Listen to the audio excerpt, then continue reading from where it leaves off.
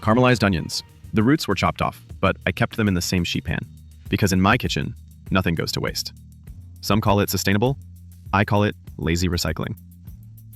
The pasta shows up next, macaroni, boiled, bland, and waiting for someone to give it meaning. Then comes garlic, butter, and salt, the holy trinity of flavor. Butter for richness, garlic for aroma, and salt for slowly ending your career as a healthy human being. The onions finally look cooked, so I mash them down like my own expectations. This took 1.5 hours. 1.5 hours. And somehow, the onions were still al dente. The Italians would call it texture.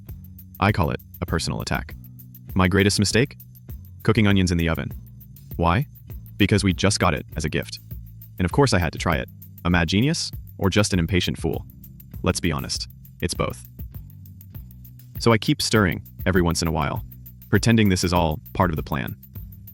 Then I decide to make a roux in the same tray, because if you're already making bad decisions, why stop now?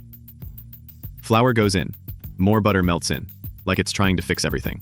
Chopped chilies crash the party, and cream finally makes it all look intentional. Fresh basil follows, because one green leaf is the difference between peasant food and Instagram food. The onions and cream shake hands. The pasta dives in. I try to mix it in a sheet pan. That's right, a sheet pan. Mad genius, impatient fool. Repeat as necessary. Eventually, I give up and throw it all back into the pot where the pasta began. The pot doesn't judge. The pot just accepts me. A grating of nutmeg, a crack of black pepper, tiny touches to disguise the chaos underneath. And finally, the close-up. The pasta, the onions, the cream, the basil, all staring back at you. This isn't just caramelized onion pasta.